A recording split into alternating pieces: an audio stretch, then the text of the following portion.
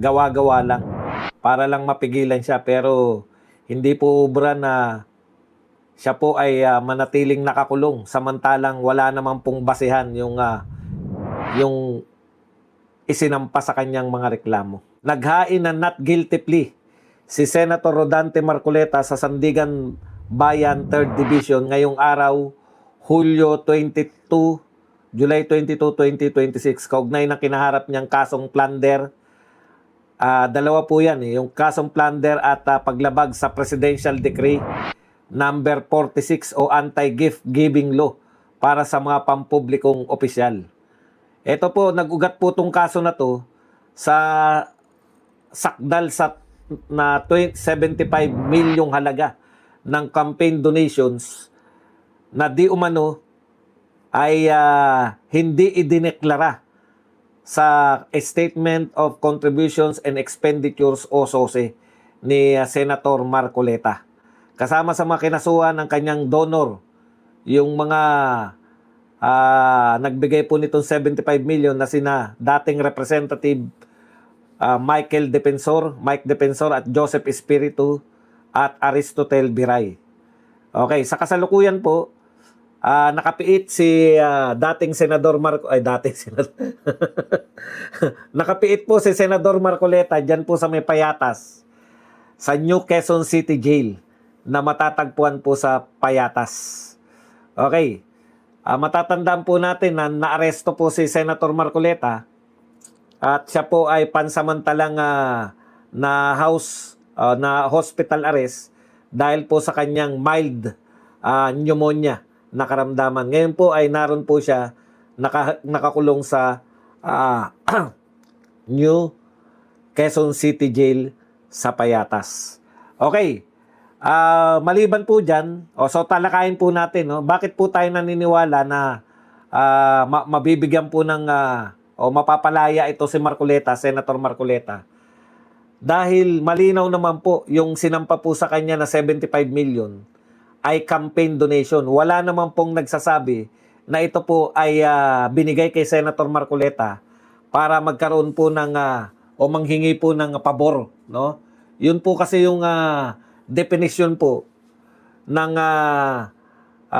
kaso na Presidential Decree number 46 para maiwasan na magbigay ng pabor. Actually, yung nangyari po, hindi po nakahingi ng pabor yung mga nag-donate ng campaign donation kay Marcoleta, no? Kasi yan na nga, kaso po ang inabot nila. Hindi po sila nabigyan ng posisyon sa gobyerno.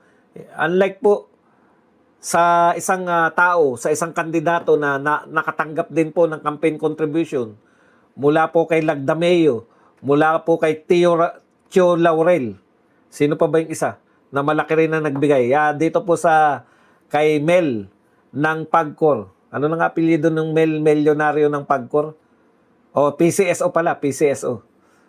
Sila po mga nagbigay din ng malalaking campaign contribution. Mas malaki pa po kaysa dito sa pinagsama-samang campaign contribution kay Senator Marcoleta.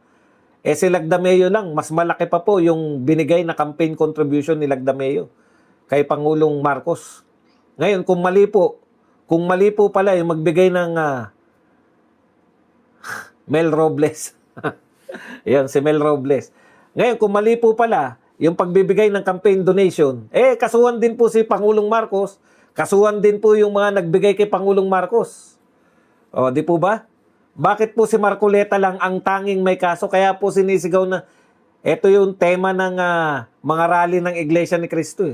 Hindi pa po tayo check ha. Ako po, wala pa yata opisyal, no? Sino po yung mga iglesia dito? Wala pa bang opisyal yung sinasabi na February 27? Malapit na yan.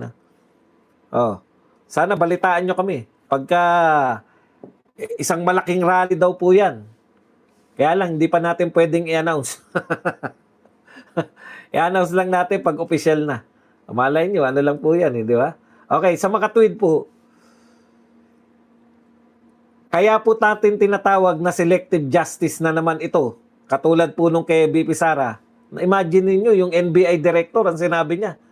Confidential po, hindi po namin masasabi kung sino po yung mga yung person of interest, single po dyan sa mga kinausap ni BP Sara na hitman. Oh. Wala bang title? Hindi ko nilagyan ng title. Mahirapan na tayong habulin. Teka muna. Subukan nating habulin. Kaya pala nalilito. Walang pumapasok. Wala palang title. Baka, ayun, wala ngang title. Badong aratin. Kaya pala tayo konti pa rin. Teka lang po, lalagyan lang po natin ng titulo ha. Kasi po, pag walang title, hindi po yan na nire-recommend ni YouTube Meron ba naman Badong Aratilis Vlogs is live? Lalagyan lang po natin ng title. Nakalimutan ko, Marcoleta.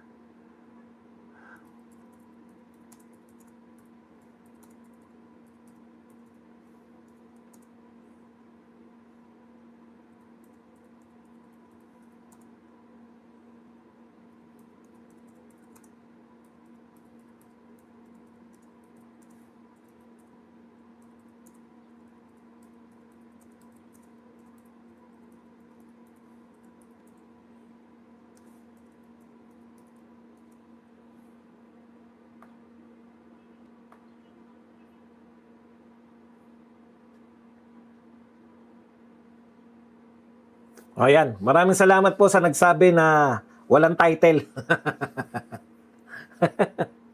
Okay, tuloy na po tayo, no? Ikalawa. So yan po yung una, yung 75 million na sinasabi po na campaign contribution. Yung sinasabi naman po na kaya may kaso kasi hindi dinaklara sa SOSE at saka sa SALN. Matagal na natin to na paliwanag. Ulitin na rin lang natin, no? Hindi na po kaso yan. Hindi na po krimen, sabi ng COMELEC. Yung hindi po pagdedeklara ng SOSE sa anang campaign contribution sa SOSE ay hindi na po kinukonsider ng COMELEC na criminal offense. Kaya nga po, pinawalang sala na ng COMELEC itong si Senator Marcoleta. Hindi na po yan, wala na pong nilalabag na batas kasi may nagbago na po sa batas. So kung wala na po sa batas yung paglabag niya, wala po nilalabag na batas si Senator Marcoleta. Okay? So dito naman po sa hindi SALN, paano mo yung ilalagay sa SALN? Naubos na nga dyan po sa kampanya. Tandaan nyo po, ito po ay dinonate para campaign contribution. Para gamitin ni Senator Marcoleta. Kailan ba ng kampanya? Kailan ba yung eleksyon? Mayo. Paano mo ilalagay yan kung ubos na? Samantalang ang SALN po, ginagawa po yan, December. Yung huling pera mo, kung magkano yung pera mo. Bakit po mapupunta sa SALN yan kung ubos na? Hindi po yung SALN, hindi po yan talaan ng mga pumasok at lumabas na pera sa'yo. Ang ibig po sabihin ng SALN, magkano ang pera mo, magkano ang asset mo sa December 31, 2025. So kung ubos na po yun, nagamit po yung 75 million sa kampanya, ano pong isusulat na SALN dun? Ano po yung isusulat sa SALN? Ubos na nga. Nung Mayo pa lang. Okay. Ikalawa po, yung gift giving, ayan po, malinaw po yan, na wala pong paglabag si Senator Marcoleta kasi wala naman pong hininging pabor sa kanya yung mga nagbigay ng regalo. Wala nga pong pabor na naibigay si Marcoleta. Ganito po yan. Kung ang masama po, nagregalo ka out of the blue, wala. Exempted. Nakalagay po sa batas. Bawal magregalo sa public official, bawal magbigay ng monetary gift. Pero ang exemption po ron, pwera lang kung ito ay campaign contribution. Malinaw po na campaign contribution yun Kasi po, bakit po pinagbabawal po yung pagbibigay ng regalo? Kasi karamihan po ng nagbibigay ng regalo, dahil kultura po natin yung mga Pilipino, di ba? Utang na loob ka. Halimbawa, binigyan ka ng 100 million. May utang na loob ka ron sa tao na yun. It's either, pag presidente ka na, ilalagay mo siya as cabinet official, o advisor, o ilalagay mo siya na general manager o presidente ng Philippine Charity Sweepstakes, may bawi yung binigay na campaign contribution sa'yo, kaya ka pala binigyan para babawian ka, babawian mo sila ng posisyon sa gobyerno. Yun po ang pinagbabawal. Sino po ba napaboran ni Senator Marcoleta? Wala na nga nakuhang pabor yung mga nagregalo sa kanya. Kaso po, kasama niya ngayon na nakakulong. Imbes po na pabor ang makuha nila kay Senator Marcoleta, kaso po ang kanilang kinaharap dahil sa nagbigay sila ng campaign contribution. Okay. So, sabi po ni Senator Marcoleta, not guilty. Sana makita ng sandigang bayan yung mga katwiran na to, no? Dinismiss na yan, 75 million, dinismiss na ng COMELEC. Hindi siya election offense. Hindi siya pwedeng ilagay sa SALN dahil hindi naman siya pera ni Senator Marcoleta noong December. Ubus na po siya, Mayo pa lang dahil Mayo ay election. Okay. Sana po maliwanagan at makalaya na po para naman makarinig tayo ng nambabalatuba sa mga katulad nitong pilit na pilit tong mga prosecutor na maglatag ng mga testigo na wala naman pong kinalaman sa kaso. Okay. Good luck, Senator Marcoleta. Sana makapagpiyansa ka. Sana. Ay, meron pa palang isang balita kay Senator Marcoleta. No? Nag-apply din po si Senator Marcoleta na humiling sa impeachment court na siya po ay makaboto mula sa kulungan. Hiniling kamakailan ni Marcoleta sa Senate Impeachment Court na payagan siya makaboto sa nagpapatuloy na impeachment trial ni Vice President Sara Duterte kahit siya ay nakadetine. Ayon naman kay Senate President Chis Escudero, ipapasa ng sandigang bayan sa Senado ang usaping ito dahil ang kapulungan ang may kapangyarihang mag-amyenda ng sarili nitong patakaran para sa partisipasyon ng mga nakakulong na miyembro. O, teka muna. Tanong mga kapatid, hindi ba binasura na ng sandigang bayan yung kahilingan ni Jinggoy Estrada na siya ay makalahok? Ano po pagkakaiba nito? Kasi po si Jinggoy, sinuspend. May suspension po eh. Si Senator Marcoleta, wala pong suspension. Okay. Alam nyo, kailangan talaga si Senator Marcoleta kasi si Senator Marcoleta, tama naman po yung ginagawa ni Alan Peter Cayetano. Kaya lang, nakukulangan tayo sa bangis eh. Yung, kita nyo, natuwa tayo lahat nung binarabara na ni Pia Cayetano si Jerbil Luistro. Di ba? Barado eh. Akalain mo, naglagay kayo ng mga testigo na wala namang kinalaman sa kaso? At yan po ang puna kay Senator Escudero. Bakit mo inalaw? Ito po ang puna sa kanya. Nito pong si Panelo. Sabi po ni Panelo, Chis, a walking disaster. Yan. Ito ang naging matinding puna ni dating Chief Presidential Legal Counsel at spokes Attorney Salvador Panelo sa pagpe-preside po ni Senator Chis Escudero matapos payagan ang pagbanggit sa affidavit ng self-confessed hitman na si Arturo Las Cañas sa impeachment trial ni Vice President Sara Duterte. Ayon po kay Panelo, ito po ang kanyang pahayag. This presiding officer, excuse me Chis you're a walking disaster pagdating sa pag-preside mo. Kasi hindi mo dapat pinayagan yun. It was just a scrap of paper. So yung pinabasa niya po, yung scrap of paper, parang nagpropaganda lang po. Kita niyo yung mga sinabi doon na si BP Sara ay sangkot. Sangkot na po siya dyan sa kaso sa ICC. Lintik na yan. Baka mabalitaan na lang natin.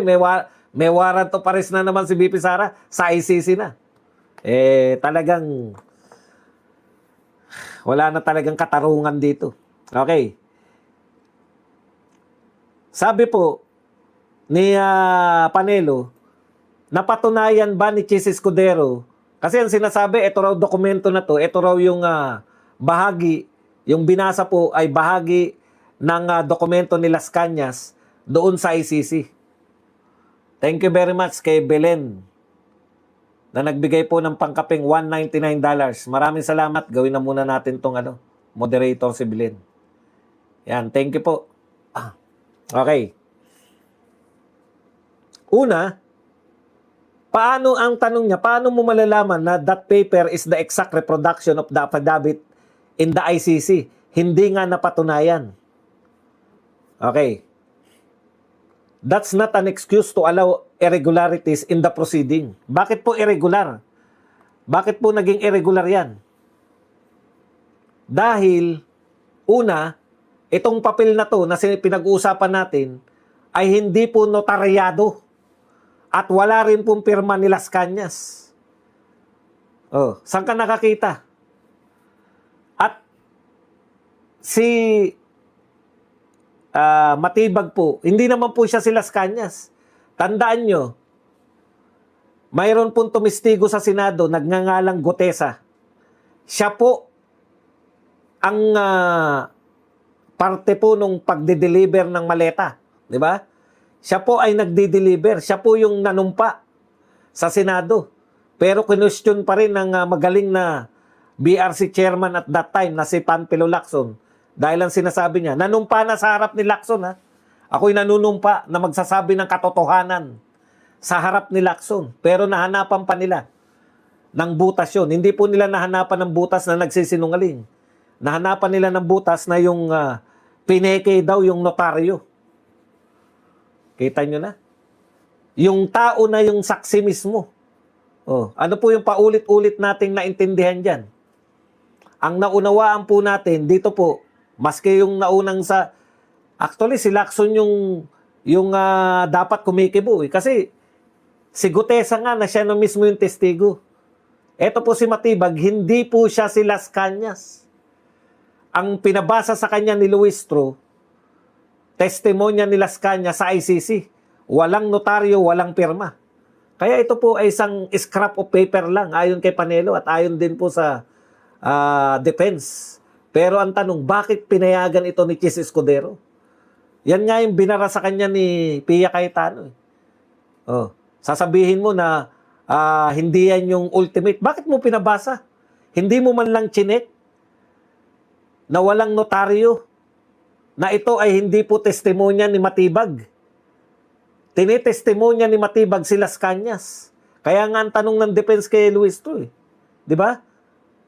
Ito bang si... Gaano ka-importante? Sino ba nagtanong? Si Pia Cayetano ba? O yung depensa? Si Pia Cayetano yata. Gaano ba ka-importante si Las Cañas sa inyo? O, ano sagot ni... Hindi po. Wala pong kinalaman. Wala palang kinalaman. Bakit nyo binanggit? Ibang kaso po yung sinasabi kay Las Cañas. Hindi po yung pagbabanta di umano ni BP Sara. Gustong ipakita sa testimonya ni Las Cañas na si BP Sara ay may tendensiya talaga na ipagawa yung binibintang nila. May kakayahan talagang mag-threat si BP Sara sa Pangulo ng Pilipinas. Ano po ang problema dyan? Ano po ang sablay dyan? Una, hindi naman si Las Cañas yung nagbabasa ng kanyang sinabi, kundi si Matibag. Isang tao lang ba si Las Cañas at si Matibag? Bakit mo inalaw? Presiding officer, kaya kasi nasabi ang walking disaster ka eh.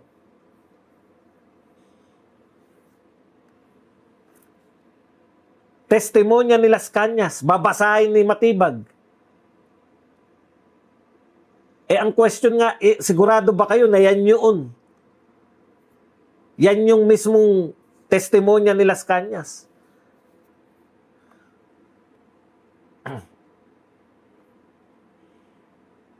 Bakit mo pinayagan, Chis? Kasi gusto niya ipropaganda sa mga tao.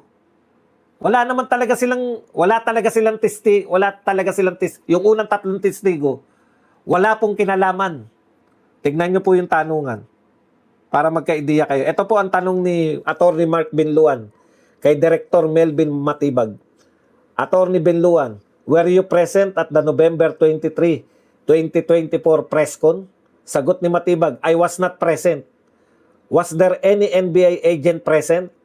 Not that I know of. Sa kabila po ng pagtestigo nyo ngayong araw, inaamin nyo ba na wala kayong personal na kaalaman sa nangyayaring investigation starting November 23, 2024. Malinaw naman po yun at ang korte po can take judicial notice of the fact na hindi pa po ako NBI director nung panahon na yun.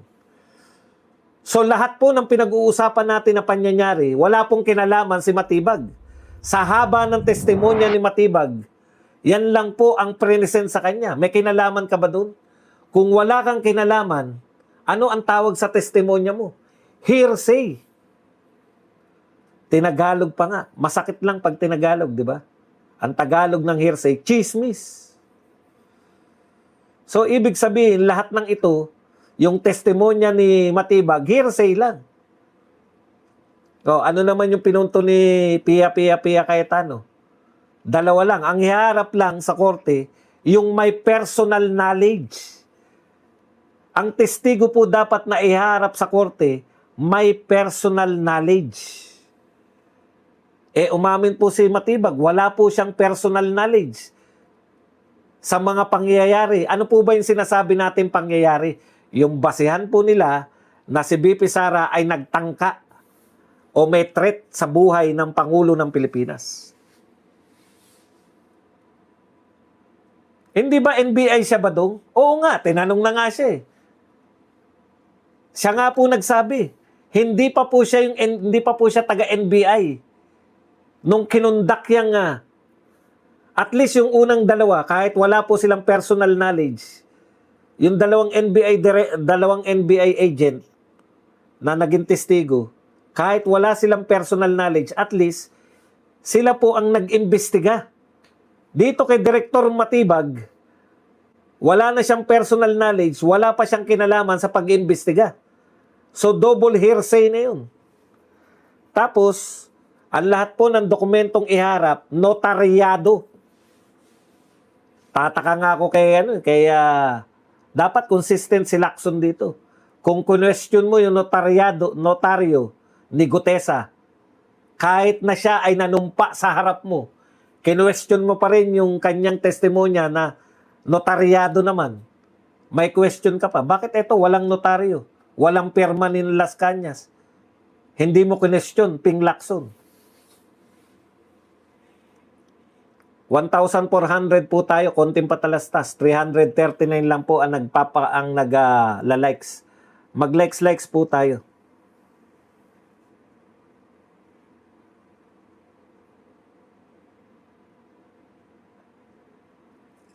Okay, isa-isahin po natin tong mga pangyayari. Marami po ito. Yan. At yan po, alam naman natin na ito po ay bahagi ng propaganda pa rin nila kay BP Sara. Kahit po malabo na sila po ay ma-convict si BP Sara dahil wala silang numero, tinutuloy-tuloy pa rin po nila yan. Ang direksyon po nila para siraan si BP Sara. Pero dahil immune na yung tao sa paninira nyo kay BP Sara, ito po resulta. Positive 31 si BP Sara sa latest survey. Negative 7 si BBM. 57%. Majority ng Pilipino gusto si BP Sara. May tiwala kay BP Sara. 34%. Halos 1/4 lang o 1/3 lang po ng mga Pilipino may gusto kay BBM. Majority ng Pilipino ay may approval rating kay BP Sara. Pulse Asia naman to. 29% lang po kay BBM. Etc. etc. Tapos sasabihin nyo, ididemanda nyo ng betrayal of public trust. Majority ng Pilipino gusto si BP Sara. Majority ng Pilipino may trust kay BP Sara. Majority ng Pilipino approve ang ginagawa ni BP Sara. Tapos sasabihin nyo, binetray niya yung public trust. Wala daw kinalaman yung taas na rating sa betrayal of public trust. Utot mo, Kiko Pangilinan. Saan mo ibabata yan? Sa pananaw ninyong mga dilawan? Mas lalong walang kinalaman yung pananaw ninyo sa trust rating, sa trust violation ng kung ano man yan ang gusto nyo ipaliwanag. So far po, tinatanggap nitong mga tukmol na senator judges yung lahat po ng paliwanag. Akalain mo to si Bambam Aquino. Napaka-Bambam. Ano ba rating nitong ni Bambam? Tingnan nga natin. Rating. Presidential. Gusto ambisyoso to eh. Tignan natin kung si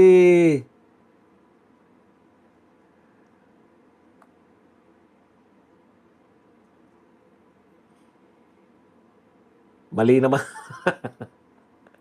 Hag na nga. Okay. Punta na po tayo rito sa iba pa.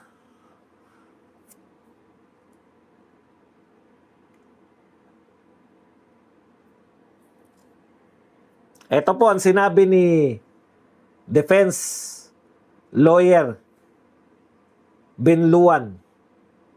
We will not allow this witness to build on the basis of a mere scrap of paper. Correct. Bakit po kayo, yung witness ninyo, una, hindi naman niya testimonya yan. Ikalawa, nagdala siya ng, bukod sa siya ay wala nang kinalaman, dala-dala pa niya ay scrap of paper dahil walang testimonya, walang pirma. Tanong nga ni Panelo, paano kami nakatiyak na yan talaga ay testimonya ni Las Cañas?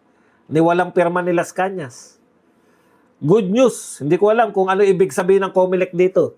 Sabi ng COMELEC, BP Sara Duterte makakatakbo sa 2028 national election hanggat walang conviction na guilty.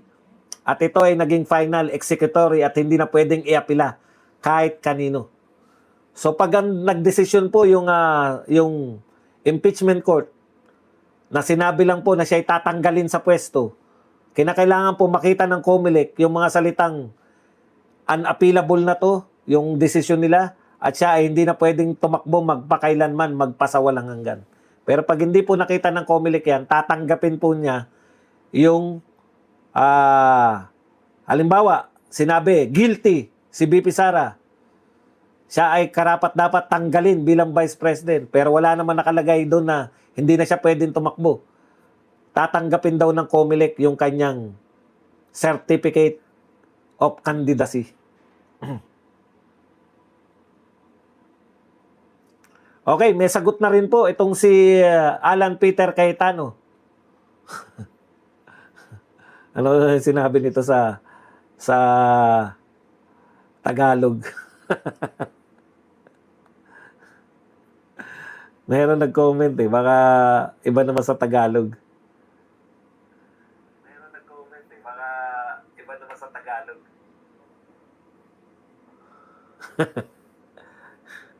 Muntik nang malimutan. Yun. Okay.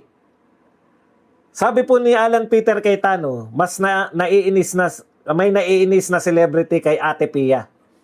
Ito po yung celebrity na tinutukoy niya si Gloria Diaz, Miss Universe. Kung hindi nyo po type ang pananalita niya at hindi nyo type ang kanyang way of expressing herself, I respect that. Pero yung sasabihin niyo na dapat ikulong na ito, paano naman tayo dumating doon? Hindi mo lang type yung isang tao, gusto mo na ikulong. Tama nga naman, Gloria Diaz, anak ng tinapay. Naiirita daw siya sa boses ni Pia Cayetano. Kaya dapat nang makulong. Ito naman po ang pambabara kunwari ni Chis Escudero, pero actually, inalaw niya pa rin na basahin si Las Cañas. Okay, ito po ang naging sagutan. Si Binluan, sabi ni Binluan, upon perusal that such document is unsigned and notarized, notarized in other words, this is a mere scrap of paper. So sabi po ni Binluan, nakita niya po, kasi tinignan niya wala palang pirma, wala palang hindi pala notarized, kaya ito ay isang mere scrap of paper. Ito naman po ang sagot ni Girl Laway. Your Honor, may I raise a question to the witness so that he will answer and enlighten us on why the document is now notarized. Not notarized. Sabi naman po ni Chis Escudero. So you're admitting that even your prepared copy is not notarized? Kunwari, nagtaka si Chis Escudero. Hindi pala notarized. Tapos, hinayaan mo pa rin magbasa. Your Honor, based on the ICC as relayed to us